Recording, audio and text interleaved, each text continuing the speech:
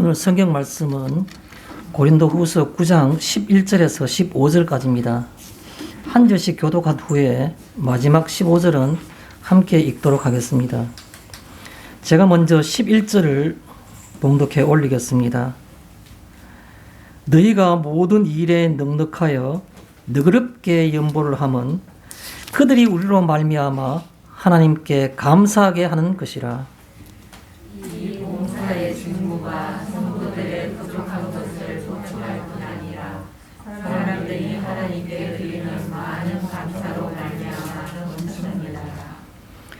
이 직무로 증거를 삼아 너희가 그리스도의 복음을 진실히 믿고 복종하는 것과 그들과 모든 사람을 섬기는 너희의 후한 연보로 말미암아 하나님께 영광을 돌리고 또 그들이 너희를 위하여 간구하여 하나님이 너희에게 주신 지극한 은혜로 말미암아 너희를 사모하느니라. 말할 수 없는 그의 은사로 말미암아 하나님께 감사하노라. 아멘. 오늘은 우리가 방금 함께 본 이 본문 말씀들을 중심으로 해서 진실이 믿고 복종하는 것이라는 그런 제목으로 잠시 성경 말씀을 살펴보겠습니다. 진실이 믿고 복종하는 것. 이 말씀은 오늘 성경 말씀 본문 가운데 13절에 그 표현이 그대로 있습니다. 진실이 믿고 복종하는 것. 무엇을 그렇게 한다는 말씀입니까? 무엇을 진실이 믿고 또 무엇에 복종한다는 것입니까? 그것은 앞에 나와 있습니다. 그리스도의 복음을 이렇게 표현하고 있습니다. 그리스도의 복음을. 복음을 우리가 진실이 믿고 그리고 그 복음을 그대로 복종하는 것이라는 겁니다. 그래서 우리가 오늘 내가 믿고 있는 신앙이라는 게 뭐냐라는 것, 신앙에 대해서 또 그거에 대해서 실제로 신앙생활 한다는 것, 신앙적인 삶, 믿음이란 게 뭐냐, 믿음 생활이란 게 뭐냐, 그런 관점에 대해서 조금은 폭넓은 것 같지만 또 어떻게 보면 핵심적이며 본질적인 문제에 대해서 다시 한번 살펴보는 좋은 기회가 되지 않겠나, 그런 생각을 해봅니다. 진실이 믿고 복종하는 것. 내가 믿음 생활하는 게 과연 나는 그리스도의 복음을 진실이 믿고 있는 삶인가? 또 그 그리스도의 복음에 대해서 내가 온전히 복종하고 있는가? 라는 것들을 이 성경 말씀을 통해서 살펴보는 것은 귀한 일이라 그렇게 여겨집니다. 먼저 오늘 제목이 진실이 믿고 복종하는 것이라 되어 있는데 그 주체가 바로 그리스도의 복음이라는 겁니다. 그리스도의 복음. 그래서 오늘 이 그런 관점에 대해서 먼저 이 본문을 한 번 더 쉽게 한번 살펴보고 난 다음에 본론으로 들어가도록 하겠습니다. 먼저 우리가 11절을 같이 보겠습니다. 11절에 보면 이렇게 나와 있습니다. 너희가 모든 일에 넉넉하여 라는 표현으로 시작하고 있습니다. 여기에 나오는 넉넉하다는 표현은 바로 두 가지 다를 표현하는 겁니다. 물질적으로 혹은 영적으로. 믿음이 넉넉하다는 말도 되고 또 더 1차적으로는 세상을 살아가는 데 필요한 물질들로 인해서 넉넉하다는 말을 다 포함하고 있는 겁니다. 우리가 얼핏 보기에는 연보와 관련되는 얘기이기 때문에 또 우리가 지금 현재 이 사실 어떻게 보면 이 9장 전체가 우리가 11절부터 읽었지만 1절부터 10절까지 나온 내용들이 가난한 성도들을 돌보는 것, 가난한 성도들에 대해서 연보하는 것에 대해서 써놨기 때문에 사실 여기에 너희가 모든 일에 넉넉하여라는 표현은 물질적인 넉넉한 것만 표현하는 것이 아니냐라고 생각할 수도 있습니다. 그런데요, 우리가 10절을 끝부분을 살짝 보면 뭐라고 되어 있습니까? 오늘 우리가 11절부터 읽었지만 10절에 보면 마지막 부분을 이렇게 표현하고 있습니다. 풍성하게 하시고 너희 의의 열매를 더하게 하시리니.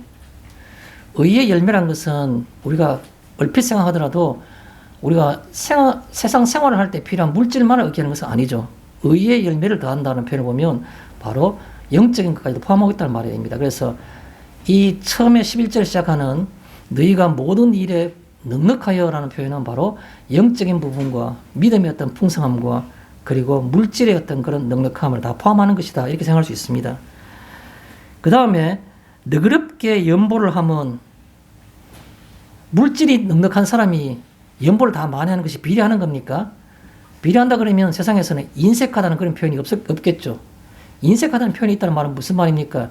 자기가 가지고 있는 넉넉한 거나 상관없이 어떤 다른 사람을 돕는 것에 대해서는 굉장히 그와 비례하지 않는다라는 말이 되는 겁니다. 그래서 여기에서는 표현하기를 넉넉한데 넉넉한 것도 어떻게 보면 뭐 긍정적인 부분이긴 하지만 더 부각되어야 될 것이 바로 뭐냐 하면 너그럽게 연보를 했다는 겁니다. 너그럽게 연보를 했다. 그 넉넉함이 그대로 연보에도 연결되더라라는 것이죠. 그걸 표현하고 있는 겁니다. 넉넉하여 너의 연보가 그 너그럽게 연보를 하는 것이 그 너그럽게 연보를 하니까 결과가 뭐냐니까 그들이 우리로 말미암아 하나님께 감사하게 하는 것이라 이렇게 표현하고 있습니다. 그게 그들이라는 말은 누구냐 하면 연보를 받는 사람들. 제가 지난주에도 말씀드렸었죠. 가난한 성도. 크게는 가난한 성도를 의미하는 것이고 구체적으로는 예루살렘 교회 성도들을 얘기하는 겁니다. 예루살렘 교회가 그 극심한 박해 속에서 그 속에 생존조차도 불가능한 그런 상태임에도 불구하고 그들이 예루살렘을 그 성 안에서 떠나지 않고 지키고 있는 겁니다. 그래서 이 바깥에 이 소아시아나 유럽에 있는 고린도 교회 같은 경우에는 소아시아죠. 또 지난주 우리가 봤던 마게도니아 교회 같은 경우에는 유럽입니다. 이런 그 예루살렘에서 멀리 떨어져 있는 복음을 그들로부터 받았던 우리들이 그 복음에 의해서 복음을 지키기 위해서 야고보를 예수님의 육신의 동생 야고보를 중심으로 그 존속해 있는 그 예루살렘의 어려운 형제들을 위해 돕는 것 그들이라는 말은 그걸 얘기합니다. 그들이 우리로 말미암아서 하나님께 감사하게 하는 것이라. 우리가 그들에게 만약에 돕는다 그러면 가난한 자들과 예루살렘 교회 교인들이 그 연보를 받게 되면은 어떤 행위를 할 것인가? 누구나 다 짐작하는 거죠. 감사하는 것이라고. 그런데 누구에게 감사하는 겁니까? 하나님께 감사하게 하는 것이라고. 하나님께 감사하게 하는 것. 물질은 우리가 헌금했는데 물론 우리에게도 고마운 마음이 있겠죠. 그러나 그 우리의 마음을 움직이시는 그렇게 살게 하시는 그 하나님의 어떤 존재, 그 하나님의 역사하심을 감사한다는 겁니다. 내가 주는 것이 아니고 하나님이 우리로 하여금 그렇게 역사하신다는 것을 그렇게 표현하고 있는 겁니다. 내가 넉넉하여서 너그럽게 헌금했다고요? 연보했다고요? 내가 돋보이는 겁니까? 아니요. 그런 마음을 주시고 우리의 인생을 그렇게 살도록 가치 있게 살도록 이끌어 가신 하나님께 감사한다는 겁니다. 이게 바른 행동이라는 거죠. 그러니까 주는 사람도 의미가 있는 거지만 그렇게 인식하는 사람들도 은혜 가운데 있음을 우리가 볼 수 있는 겁니다. 12절에 이 봉사의 직무가 봉사의 직무란 말하고 있습니다. 직무란 말은 의무적이란 말 그 속에 내포하고 있죠. 내가 누구를 섬긴다는 이 봉사 이것은 바로 의무인데 이런 말입니다. 이 봉사의 직무가라는 말은 내가 남을 섬기는 게 그냥 덕행인가요? 도덕적인 선행인가요? 그게 아니고 의무적인 것이라는 겁니다. 이 봉사에 남을 섬긴다는 이 봉사가 의무인데 그 말을 가리켜서 이 봉사의 직무가라고 말하는 겁니다. 성도들의 부족한 것을 보충할 뿐 아니라 겉으로 볼 때에는 생활을 하는데 힘드는 하루하루 살아가기 힘드는 그 먹을거리가 없는 그들에게 생존을 가능하게 할 뿐만 아니라 그런 말이겠죠. 성도들의 부족한 것을 보충할 뿐만 아니라 생존을 유지할 수 있게 하는 것뿐만 아니라 그런데 그 이외에 또 있다는 겁니다. 사람들이 그 연보를 받은 사람들을 가리키겠죠. 사람들이 하나님께 드리는 많은 감사로 말미암아 넘쳤느니라. 이것은 11절과 똑같은 내용입니다. 그 사람들이 어떤 자기의 생활을 연명해 나갈 뿐만 아니라 그 연명해 나갈 통해서 누구에게 감사를 하는 겁니까? 하나님께 넘치는 감사를 한다는 겁니다. 우리가 이렇게 어려울지라도 하나님께서는 우리의 사정을 익히 아시고 이 사람들 통해서 고린도 교회 교인들을 통해서 혹은 마게도니아 교인들을 통해서 우리를 이렇게 먹이시고 입히시는구나라고 하나님께 넘치는 감사를 한다는 겁니다. 13절에 이 직무로 증거를 삼아.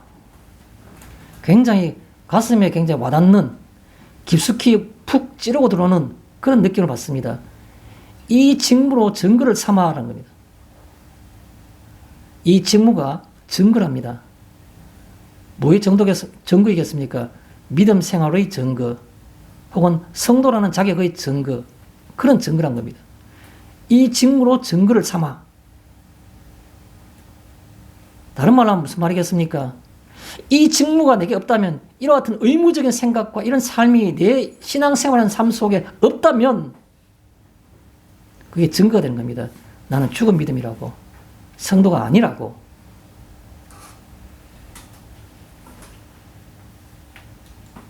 이론입니까? 성경 말씀에 나오는 이상적인 모습입니까? 아니요. 현실인 겁니다. 이 직무로 증거를 삼아. 가슴 떨리는 얘기입니다.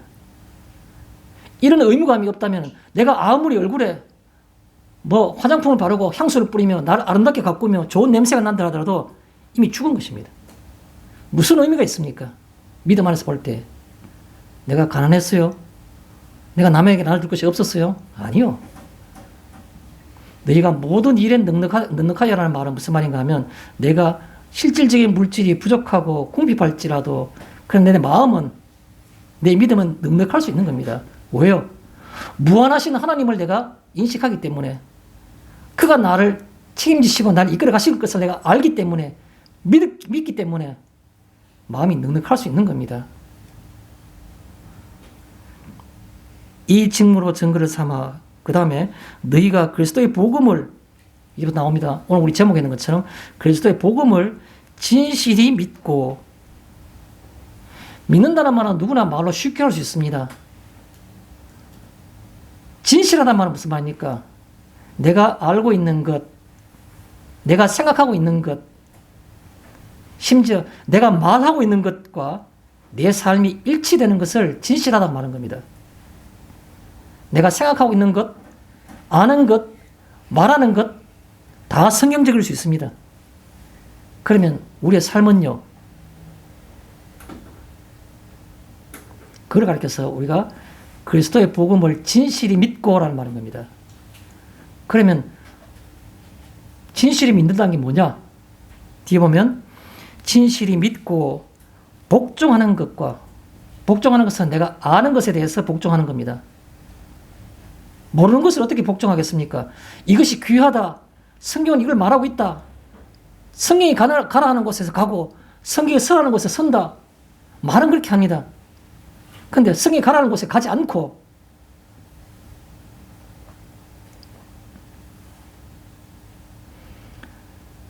서는 곳에 서지 않으면 그것은 복종하는 게 아닌 겁니다.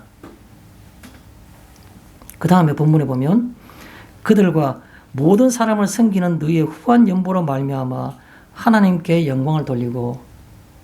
우리의 후한 연보가, 하나님께 드리는 후한 연보가 그들로 하여금, 받는 사람들로 하여금 하나님께 영광을 돌린답니다. 아까 11절, 12절에서는 하나님께 감사를 한다 그랬고, 그 또 다른 표현이 받는 사람들이 하나님께 그걸 통해서 영광을 돌린다고 말하고 있습니다. 하나님께 영광을 돌리는 것. 우리가 그 요리문답이라고 성경에 나오는 어떤 그 교리의 핵심적인 사항을 모아놓은 것 중에 소요리문답 1번은 뭐라 되겠습니까? 사람의 사는 목적이 무엇입니까? 물으면 하나님의 이름을 높이고 그를 영화롭게 하는 것이라고 그렇게 표현하지 않습니까? 또 그를 영원히 기뻐하는 거라고. 그럼 영화롭게 하는 건 뭡니까? 하나님께 영광을 돌리고, 우리로 인해서 그들이 하나님께 영광을 돌린답니다. 어떻게 해요?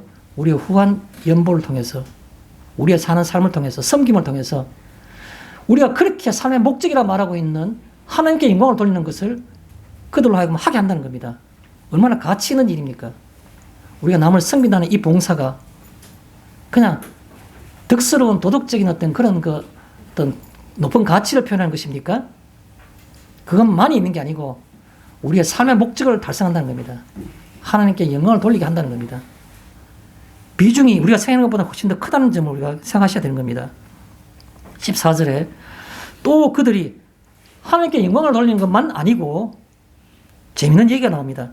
그들이 너희를 위하여 간구하며 그 연보를 받는 사람들이 우리를 위해 기도한다는 겁니다. 뭐라 기도할까요?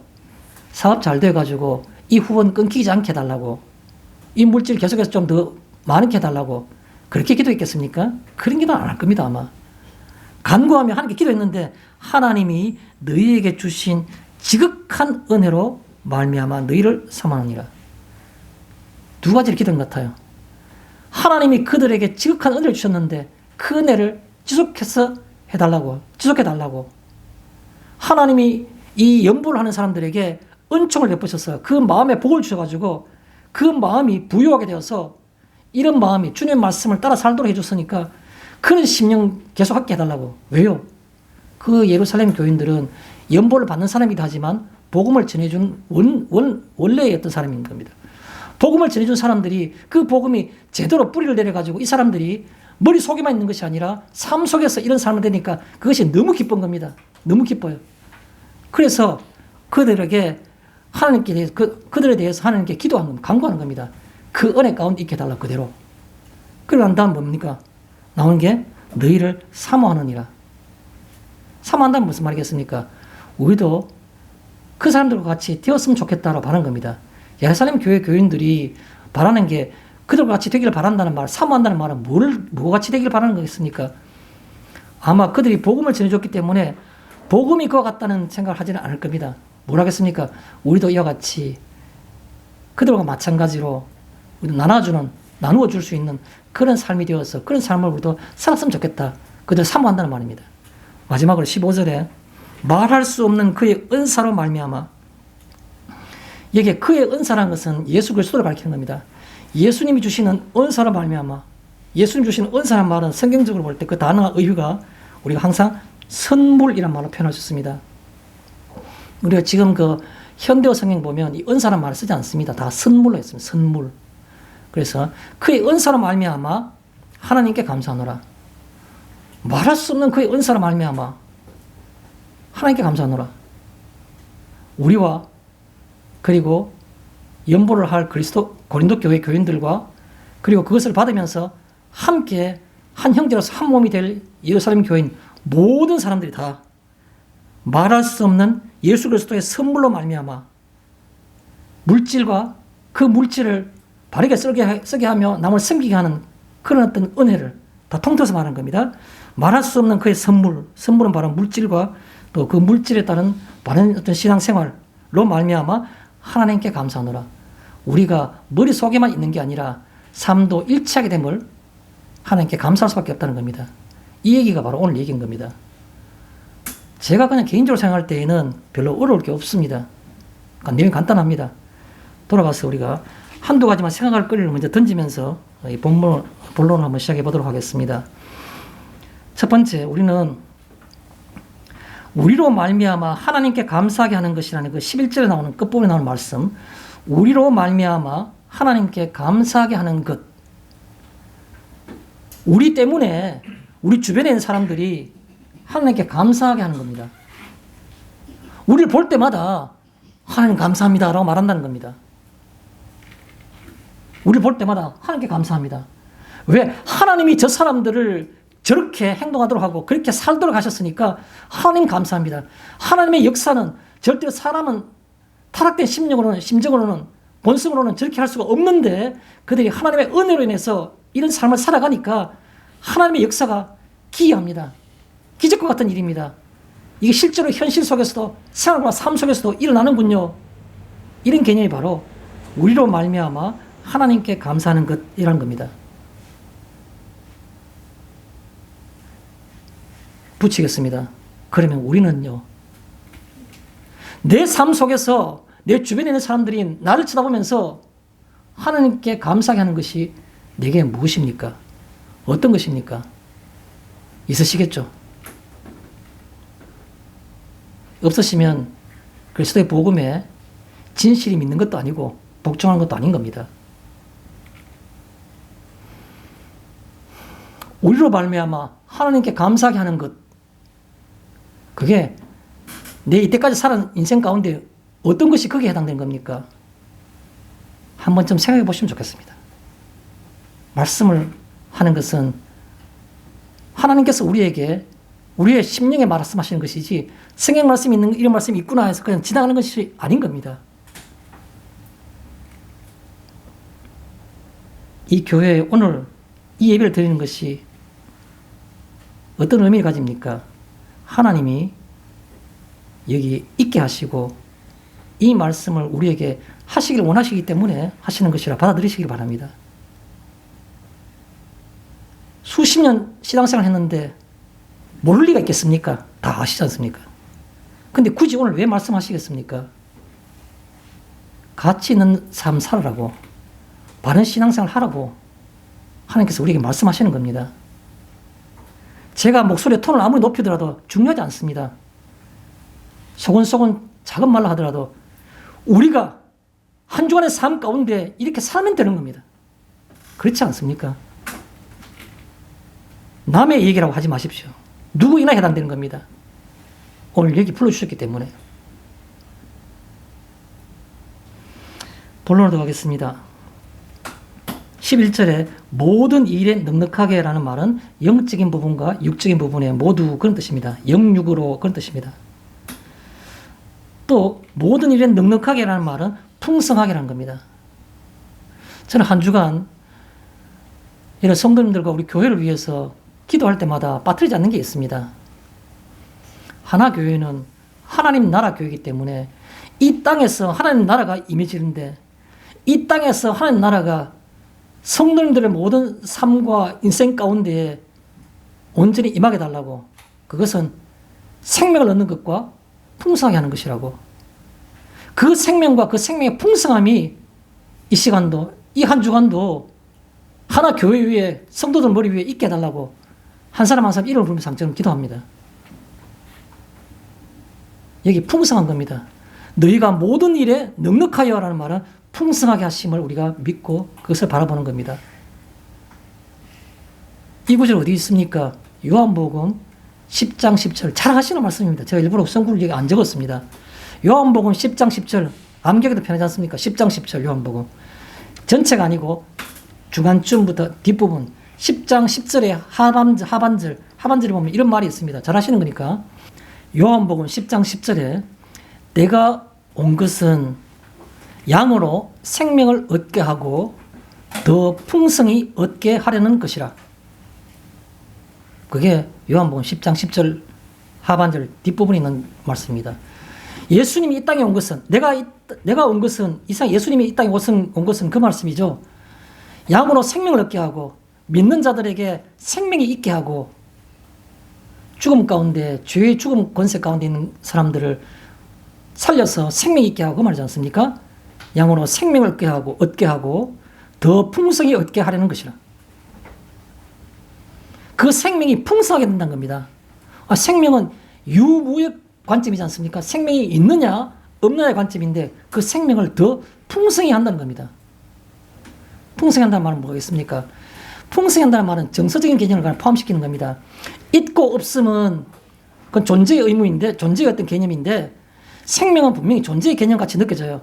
생명이 있느냐 없느냐. 그런데 그 생명을 더 풍성히 한다는 말은 무슨 말이겠습니까? 그거는 정서적인 부분을 표현하는 겁니다. 왜요?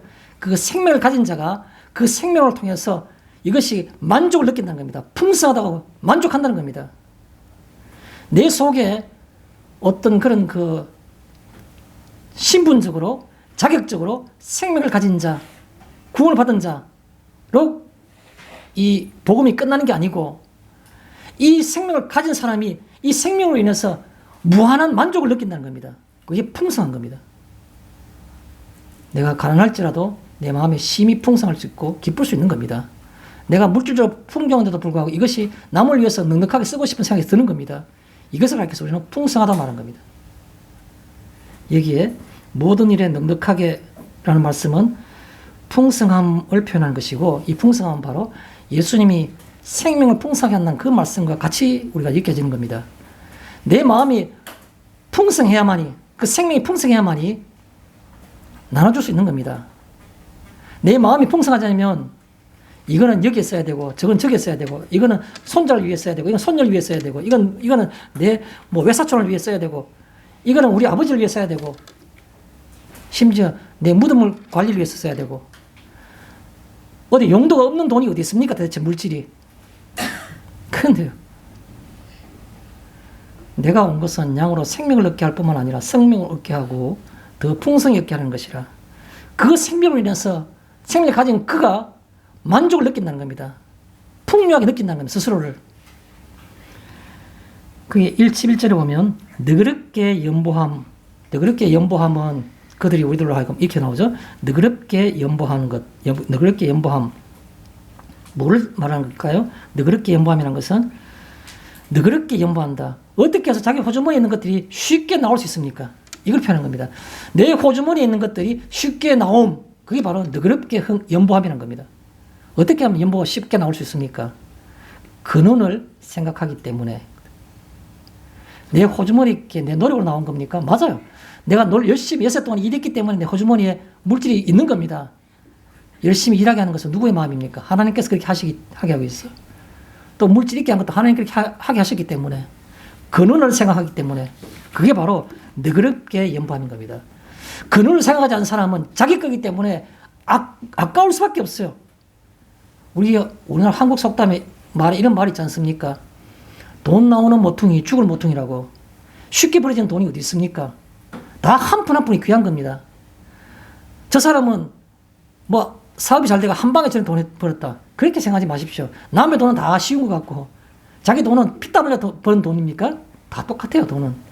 돈 많을 때는 마음고생하며 밤잠 못 자면서 얼마나 애쓰면서 먹고 싶은 거 쓰고 싶은 거 하나도 안 써가면서 했기 때문에 돈이 모이는 거 아닙니까? 그런데 그 돈은 쉽게 생각하면 안 되는 거죠. 그런데요, 너그럽게 연보함이라는 것은 바로 그럼에도 불구하고 마치 아무런 마음에 어떤 그런 아까움이 없이 그냥 쑥쑥 나올 수 있는 것은 근원을 알기 때문에. 그렇기 때문에 근원을 알기 때문에. 또요, 너그럽게 연보함이라는 것은 삶에서 이론으로는 유창하게 물질 나눠줘야 되고 어떻게 해야 되고 같이 해야 되고 뭘 남을 돌아봐야 되고 섬겨야 되고 말은 유창합니다.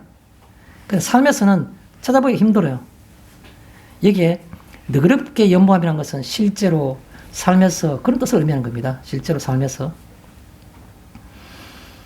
또 하나 생각하고 싶은 것은 뭐냐면 내 삶이 얼마나 가치가 있느냐라는 것은 뭡니까?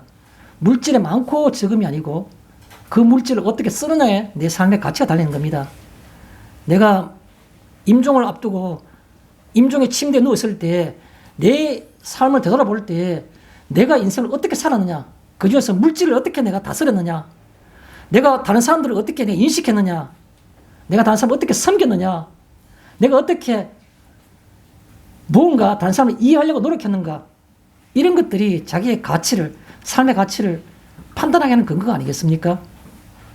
여기에 나오는 너그럽게 연보함이라는 것은 바로 내 삶의 가치를 판단할 수 있는 어떤 그런 기준, 잣대, 그런 것이 바로 너그럽게 연보함이라고 볼 수 있는 겁니다. 또 11절에 우리로 말미암아 사람들이 세계적인 위인을 보면서 누구를 보면서 그렇게, 그게 아니고 사람들이 나를 볼 때에 나로 말미암아 그게 돼야 되는 겁니다. 나를 보니까 하나님께 감사하고 싶다, 그런 마음이 드는 거지. 정말 믿음 좋은 어떤 사람을 보니까 저 사람 때문에 하나님이 영광을 받으실 거야. 아니요. 그 말도 맞지만은 나로 말미암아 무엇을 생각할까? 그 생각을 하셔야 되는 겁니다. 나로 말미암아라는 말은 바로 우리로 말미암아 하나님께 감사하게. 여기서 제가 곰곰이 제가 묵상하는 가운데 이런 생각을 해봤습니다. 우리 사람의 손가락에는 지문이라는 게 있죠. 사람마다 다 다르지 않습니까? 비슷비슷한 것 같아도. 또 손바닥에 뭐가 있습니까? 이 손금이라는 게 있습니다. 제가 손바닥 두 개를 이렇게 맞아봤어요. 내 손금은 양쪽에 대칭인가 대칭이 아닌가 생각해봤어요. 그래, 저하고 대칭이 아니더라고요. 오른손 바닥에는 손금과 왼쪽 손바닥의 손금이 다르더라고요. 지문이 다르듯이 모든 사람들의 손금도 다 달라요. 우리가 무엇을 행한다고 할 때 손으로 행하는 겁니다. 그러면 이게 제가 말씀드리고 싶은 내용이 바로 뭐냐면 우리로 말미암아라는 말 속에서는 한번 꼭 한 주간 이렇게 되새겨보고 싶은 용어가 하나 있어요. 그게 바로 뭐냐면 내 지문은, 내 손금은, 이렇게 표현하고 싶어요. 내가 터치했을 때 내 지문이 세상에 있는 70억 인구가 짐을 다 다루듯이 구별될 수 있듯이 내가 터치하는 부분의 흔적은요. 그 묻고 싶은 겁니다. 내 지문은요. 우리로 말미암아라는 말은 뭡니까? 내가 남긴 흔적은 상징적으로 지문이라고 표현하고 싶었던 겁니다. 내 지문은 내가 세상 살아왔던 흔적들, 길들, 지문은요. 일부러 의도적으로 지우지 않으면 다 남아있는 겁니다. 내가 인생에 수십 년 살아오면서 세웠던 내 흔적들과 내 말과 내 대인관계와 어떤 상황 속에서 내가 했던 행동들, 수많은 오해라는 사람들이 남아있을 겁니다. 지금도. 저도 지금 그렇게 느끼는 때가 많아요. 이 성경 말씀을 생각하면서 저는 속 마음속에 약간의 무거운 점도 있었습니다. 뭐냐 하면 내 지문은 과연 어떤 건가? 다 좋은 지만 남았을까? 아니요. 아마도 지금도 어딘가에, 대구 어딘가에, 또 뭐 대구 아닐 수도 있는 거에 적지 않은 사람들이 저에 대해서 그렇게 좋지 않은 지문을 생각하는 사람들 많이 있을 거라는 생각하는 겁니다. 왜 그럴까요? 제가 실수한 게 많겠죠. 또 어떤 면에서 오해받을 많이 많은 겁니다. 상황이 잘못되어가지고 그 상황이 마치 진짜인 것처럼 오해가 딱 좋은 상황도 있었는 겁니다. 그렇다면 그걸 진짜로 믿는 겁니다, 사람들이. 그러나 그 문제에 대해서 사람들이 오해했다는 말은 저는 정당하기 때문에 그렇게 생각하는 것이 잘못됐다는 말이 표현할 수 있는 것이 바로 오해죠. 그래서 저는 사람들이 오해하는 부분에 대해서는 저는 지극히 정당합니다. 그런데 그렇지 않고 제가 실수를 했거나 다른 사람이 좋지 못한 어떤 그런 흔적도 남긴 것도 있겠죠. 그건 저희 지문, 남은 지문이라고 보는 겁니다. 그래서 여기에 우리로 말미암아라는 말을 쓰니까 내 지문은요, 그거 묻고 싶은 겁니다. 내가 남긴 지문들은 내만이 독특한 내가 아니라고 변명할 수 없는 그 지문들이 있는데 그 지문들은 어떤 형태이냐는 겁니다. 손바닥을 만졌으니까 내 손금이 남아있지 않습니까? 내 지문과 내 손금은 어떤 건가요? 사람들로 하여금 무엇을 느끼게 하는 것인가요? 두 번째, 이 봉사의 직무라는 12절에 있습니다. 이 봉사의 직무. 봉사의 직무라는 것은 한마디로 그냥 섬김입니다. 섬김. 내 아닌 다른 개체를 나보다 낮게 여기는 것. 그게 바로 섬김인 겁니다. 성경에서 누차 말했지 않습니까? 내 이웃을 내 몸과 같이 사랑하라고. 그게 섬김인 겁니다. 이 봉사의 직무는 섬김이란 겁니다. 내 아닌 다른 개체를 나처럼 귀하게 여기는 겁니다. 그게 섬김인 겁니다.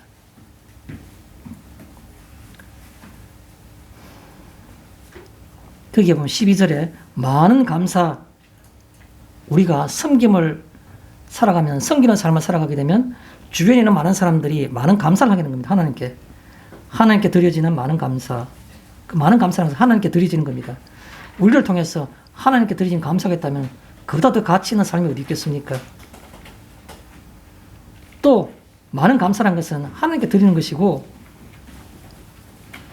하나님께 드린다는 말은 그 생각과 의식 속에서는 뭐가 있냐니까 하나님의 주권을이라고 생각하는 겁니다. 하나님의 주권. 우리가 어떤 남을 섬기는 어떤 그런 그 봉사의 직무를 행하게 되면 많은 사람들이 우리를 보는 것이 아니라 하나님을 바라보는 겁니다. 하나님이 그들을 이렇게 하도록 하셨구나라고 생각하는 겁니다. 사람들이. 뭔 겁니까? 많은 사람들에게 하나님의 주권을 다시 한번 보게 하는 겁니다. 이렇게 하는 일도 하나님의 뜻이고 저런 일을 하게 하는 것도 하나님의 역사 가운데 있다고. 하나님이 그렇게 하시는구나. 하나님 이름이 높고 존경을 받으시라고. 하나님이 홀로 높고 존귀하시다고. 사람은 그렇게 하나님께 감사하고 영광을 돌리는 겁니다.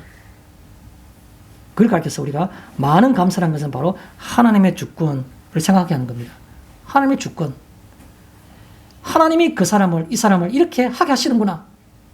이게 바로 많은 감사라는 겁니다. 그 다음에 13절에 보면 진실이 믿고 복종하는, 이거는 뭐 성경에 워낙 많이 말씀하셨기 때문에 제가 부분에 설명할 말이 별로 없지만 그냥 쭉 나열해 보겠습니다. 진실이 믿고 복종하는 이런 13절의 이 말씀은 바로 그리스도의 복음에 대해서 얘기하는 겁니다. 그리스도의 복음을 진실이 믿고 복종하는 것이라는 겁니다. 다른 말로 표현하면 또 표현하기 모든 사람을 섬기는 겁니다. 13절이 그대로 표현하고 있죠. 또 구체적으로 표현하면 후한 연보라고 표현하고 있습니다. 13절에 후한 연보. 실제로 내가 연보를 하는 겁니다. 그렇게 된 결과가 뭐냐니까 진실이 믿고 내가 복종하게 되면 다른 사람들이 그걸 보고 하나님께 영광을 돌리고 라고 말하는 겁니다. 하나님께 영광을 돌리고. 13절 마지막에 그렇게 되어 있죠. 하나님께 영광을 돌리고. 이 두 가지 표현, 진실이 믿고 복종하는 것, 이 조금 약간의 길다랗게 되어 있는 이 표현을 핵심적인 키워드 두 개로 딱 연결하면 뭡니까? 진실이 믿고 복종하는 것, 이란 말은 뭡니까? 믿음과 순명이라고 표현할 수 있는 겁니다. 믿음과 순명. 진실이 믿는 것, 믿는 걸 믿음이지 않습니까? 믿음.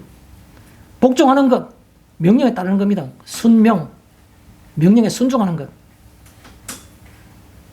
제가 믿음과 순명이라고 말했는데, 믿음과 순명이라는 것은 위에 나오는 진실이 믿고 복종하는 것을 더 함축적으로 표현한 게 바로 믿음과 순명입니다. 그러면 믿음과 순명이라는 것을 다시 이 두 개의 어떤 것을 나열된 두 개의 의의를 한 단어로 묶으면 뭐겠습니까? 한 단어로 묶으면 아마 성도님들께 생각하실 겁니다. 신앙. 뭐가 더 있습니까? 내가 예수 그리스도를 믿는다는 믿음, 그리고 그 말씀에 따라 내가 산다는 순명, 명령을 따라 순종한다는 것, 그 두 개 합하면 뭡니까? 그게 바로 신앙이 되는 겁니다. 신앙.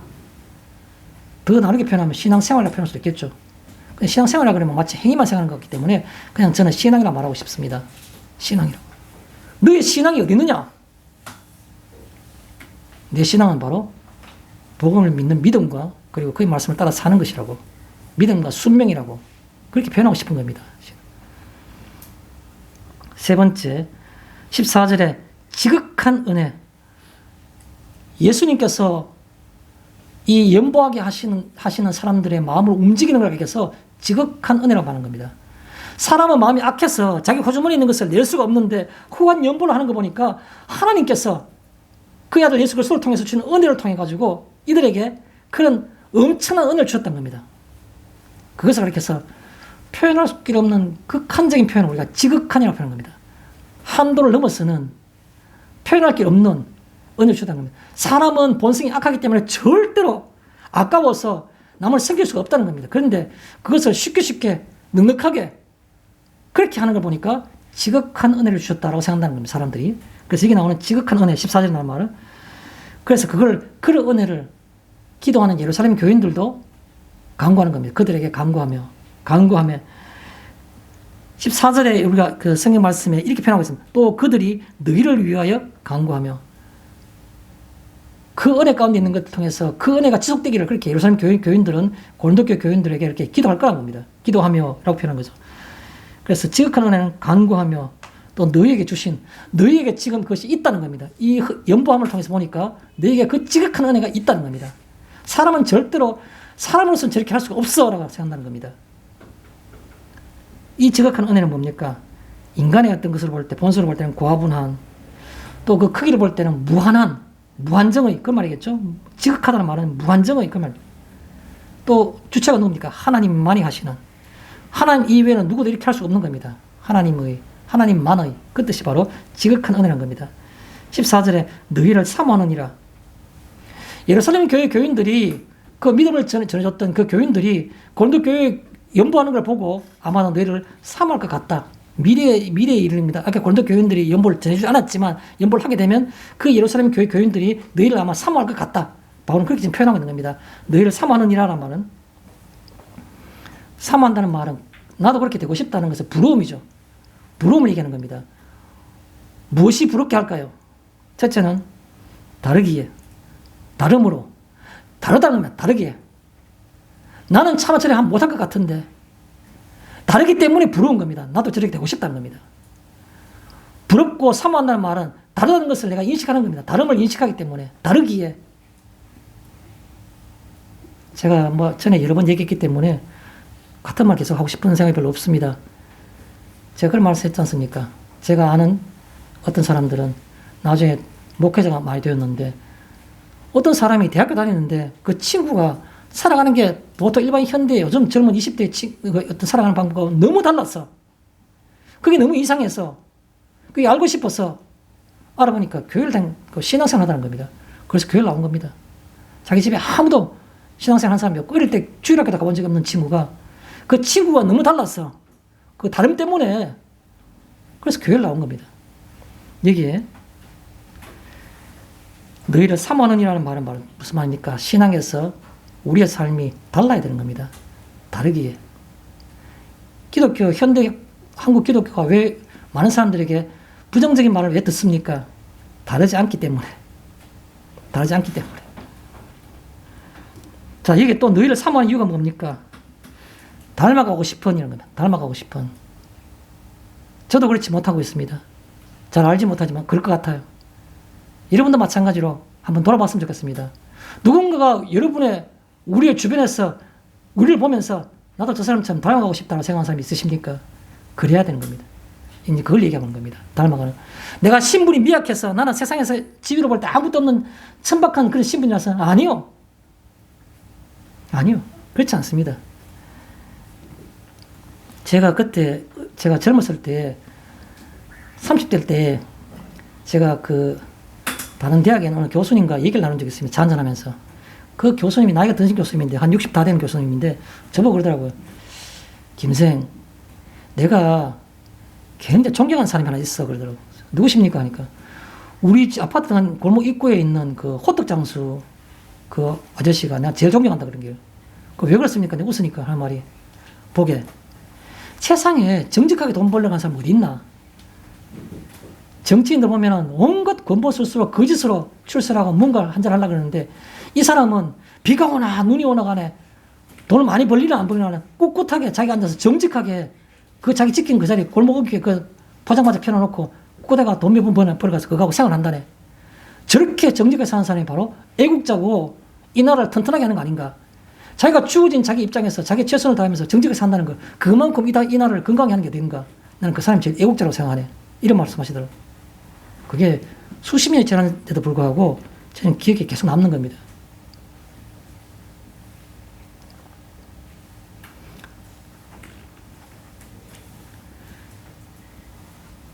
그래서 여기에 너희를 사모하느니라 라는 말은 다르기 때문에 사모하고 싶은 거고 닮고 싶기 때문에 사모하고 싶은 겁니다. 그러면 우리가 그 사람 만나게 되면 어떻게 할까요? 무슨 행동부터 할까요? 묻고 싶은 게 많아요.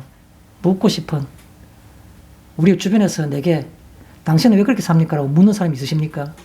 복되십니다. 너희를 사모하느니라는 말은 바로 우리의 주변에서 우리에게 당신은 다르다고 왜 다르냐고 묻고 싶은 사람이 있어야 되는 겁니다. 기피하고 싶은 인물이 우리가 아닙니까? 우리들이 아닙니까? 얼마나 슬픈 현실입니까? 그러나 우리가 앞으로 남은 여생이 얼마 안 남더라도 우리를 보면서 우리들에게 뭔가 묻고 싶은 사람이 있어야 되는 겁니다. 그게 바로 너희를 사모하는 이라는 말입니다. 묻고 싶은. 왜 그러냐고 묻고 싶은. 마지막으로 15절에 그의 은사, 예수 그리스도께서 주시는 선물이란 말이죠. 하나님의 선물을 은사란 말합니다. 그 은사는 어떤 것인가? 특징이 말할 수 없는, 이렇게 표현했잖아요. 15절 마지막 처음 시작할 때 뭐 그렇게 시작하지 않습니까? 말할 수 없는이라고. 또 하나님께 감사한다고. 그런데 이 바울이 말하고 있는 고린도 교인들에게 말하고 있는 말할 수 없는 그의 은사라는 말은 무슨 말인가 하면 성경적으로 볼 때 내부적으로 이런 의미가 가집니다. 그를 닮아가게 하시는 그 뜻입니다. 그를 닮아가게 하시는. 사람이 내가 의지로서 주님의 길을 닮아갈 수 있고 따라갈 수 있습니까? 못 따라가잖아요. 그런데 하나님께서 그에게 특별한 은사를 주셔가지고 주님의 길을, 주님 하신 명령을 닮아가고 따라가게 하시는 겁니다. 그게 바로 그의 말할 수 없는 은사입니다. 가장 큰 은사가 뭔가? 어떤 은사가 가장 큰 은사인가? 그의 큰 선물인가? 하나님께서 예수 그리스도를 통해서 주시는 우리에게 가장 큰 은사는, 가장 큰 선물은 뭔가? 물론 복음이고 구원이죠. 그러나 그에 이어 나오는 것이 바로 뭡니까?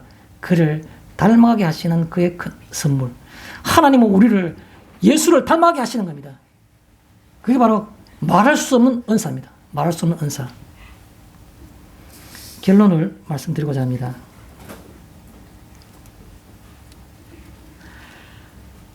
우리는 그렇지 않겠지만 왜 우리는 주일 되면 예배를 드립니까? 이런 말을 한 번쯤은 여러분에게 함께 나누고 싶습니다. 우리는 왜 예배를 드립니까? 주일 되면 왜 예배를 드립니까? 속으로 대답하시면 좋겠습니다. 주일이니까. 거룩한 구별된 날이니까. 내가 복 받기를 원하고 내가 죄 용서 받기를 원하니까. 다 맞는 말씀이 있죠.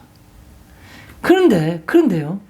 만약에 정말 만약에 우리가 그렇게 드렸던 내가 죄 용서 받고 사죄 받고 내가 구원의 기쁨을 함께 노래하고 내가 또 뭔가 하나님의 신령한 말씀을 듣고 싶어서 그렇게 해서 이 예배를 드리는데 그 예배가 다 헛것이라면 아무 의미가 없다면 아니 좀 더 나아가서 하나님이 정말 괴롭다.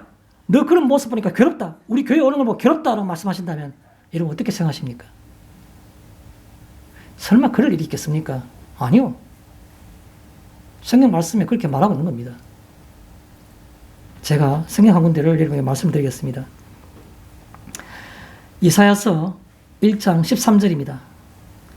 이사야서 1장 13절에 그 끝부분만 우리 잠깐 제가 후반부에 내가 말씀드릴게요. 뒷부분에 보면 이런 말이 있습니다. 성회와 아울러 악을 행하는 것을 내가 견디지 못하겠노라. 성회와 아울러 악을 행하는 것을 내가 견디지 못하겠노라. 무슨 말입니까? 성회라는 것은 그 앞에 나와요. 월삭과 안식일과 대회로 모이는 것. 그게 바로 성회입니다. 우리가 무슨 모임, 성경 공부 모임, 기도회, 뭐 저녁 찬양회, 오후에 찬양 예배, 뭐 그다음에 우리가 또 무슨 성경 모임, 교회에서 모이는 게 많죠. 월삭은 뭐 한 달에 한 번씩 모이는 거, 안식일 일주일마다 모이가 되는 우리 일반 예배들, 대회가 또 모이가 뭐 부흥회든지 뭐 큰 회회들 이런 거 다 통틀어서 그걸 우리가 성회라 말하는 겁니다. 성회와 아울러 악을 행하는 것을 내가 견디지 못하겠노라. 무슨 말입니까? 적어도 예배 드리는 게 예배 안 드리는 것보다 낫지 않습니까? 아니요. 하나님은 그거 보시면서 괴롭다고 말씀하시는 겁니다. 견디지 못한다는 겁니다. 차라리 예배 안 드리는 게 낫다는 겁니다. 앞에 볼까요? 그러면 이사야서 1장 13절 앞부분에 뭐라고 되어 있습니까? 앞부분 시작하는 것은 헛된 재물을 다시 가져오지 말라. 헌금하지 말라는 겁니다. 헛된 재물, 의미 없는 헌금하지 말라는 겁니다. 또요. 분향은 내가 가정이 여기는 바요.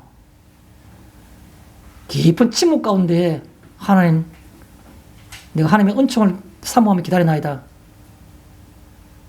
향기로운 향기 같습니까? 분향은 내가 가정이 여기는 것인 겁니다. 그 깊은 묵상도 내가 볼 때는 가증스럽다는 겁니다. 가증스럽다고. 이유가 뭐겠습니까? 도대체 내가 예물 가져오는 것도 내가 받고 싶지 않다. 다시 가져오지 마라. 내가 깊은 묵상 가운데 들어오는 향기라는 것, 기도 같은 그런 거, 묵상 같은 이런 분향도 내가 가정에 여기는 거라고. 이유가 뭡니까? 그 뒤에 나오잖아요. 월삭과 안식일과 대회로 모이는 것도 그러하니. 똑같이 가증스럽다는 겁니다. 마지막 결론이 뭡니까? 너희가 성령과 아울러 악을 행하는 것 때문에 내가 견디지 못하겠다는 겁니다. 우리의 삶이 중요하다는 겁니다. 믿음과 신앙이 살아있다고요? 그럼 사람들이 우리 따라와야 되는 겁니다. 삶은 전혀 그렇지 않고 주일 되면 교회 나와가지고 헌금하고 묵상 기도하고 찬양하며 마음에 눈물 흘리며 가정스럽고 하지 말라는 겁니다. 왜요? 악을 행하는 것. 성회와 아울러, 성회, 거룩한 모임을 하는 것과 악한 일을 하는 것이 동시에 하고 있는데 그걸 내가 어떻게 볼 수 있겠느냐? 견디지 못하겠다. 그 말인 겁니다. 결론은 무슨 말입니까? 우리의 삶의 의미가 어디 있습니까? 가치 있는 삶이 뭡니까? 그리고 믿음 생활하는 게 뭡니까? 이거에 대해서 우리는 침묵 가운데 이사야서 1장 이 13절에 있는 말씀을 살펴봐야 되는 겁니다. 이사야 선지자는 우시야 왕 때부터 해서 히스기야 왕까지 4대 왕일까지 4대 제일 오랫동안 유다의 멸망을 앞두고 회개를 촉구했던 그 위대한 선지자지 않습니까? 그 선지자가 이사야서 1장에 질문한 얘기가 바로 이 얘기인 겁니다. 하나님이 이렇게 말씀하신다고. 우리가 가볍게 들을 얘기입니까? 결론을 말씀 정리하겠습니다. 우리는 그러면 가치 있는 신앙과 가치 있는 삶은 무엇입니까? 딴 데 가지 않고 우리가 오늘 본문 말씀을 읽었기 때문에 본문 속에서는 세 가지를 얘기하고 싶습니다. 11절과 12절과 15절, 11, 12, 15절 세 군데 공통점이라는 표현이 있습니다. 하나님께 감사한다고 표현이 있습니다. 그게 세 군데 나와요. 그래서 저는 이렇게 표현하고 싶습니다. 정말 진정한 어떤 신앙적인 삶, 신앙이 뭐냐? 하나님께 감사하게 하는 삶. 내가 하나님께 감사하는 게 아니고 나를 통해서 주변의 사람들이 하나님께 감사하도록 하는 삶, 하나님께 감사하게 하는 삶, 이게 바로 바른 신앙이라는 겁니다. 하나님 내게 가증스럽다고, 내가 너 보는 것이 괴롭다고, 견디지 못하겠다고 하는 말씀을 내가 안 하게 하려고 그러면 하나님께 감사하게 하는 삶, 이게 바로 11절과 12절, 15절 나온 겁니다. 두 번째요, 13절에 나온 얘기입니다. 하나님께 영광을 돌리게 하는 삶. 사람들이, 주변의 사람들이 나를 보면서, 우리를 보면서 하나님께 영광을 돌리는 겁니다. 하나님 저렇게 하셨다고. 사람은 악한데 어떻게 저 사람이 저렇게 행동할 수 있느냐고. 하나님이 역사하셨다고. 하나님께 영광을 돌리게 하는 삶. 내가 하나님께 영광을 돌리는 게 아니고 하나님께 영광을 돌리게 하는 삶. 이게 바른 삶인 겁니다. 세 번째는요. 14절에 나온 말씀입니다. 너희를 사모하게 하는 삶. 나도 저렇게 됐으면 좋겠다. 만나서 물어보고 싶은 게 많다. 나도 저렇게 닮아가고 싶다. 너희를 사모하게, 우리를 사모하게 하는 삶. 이게 바로 바른 신앙이다라는 말씀을 드리고 싶습니다. 마치겠습니다.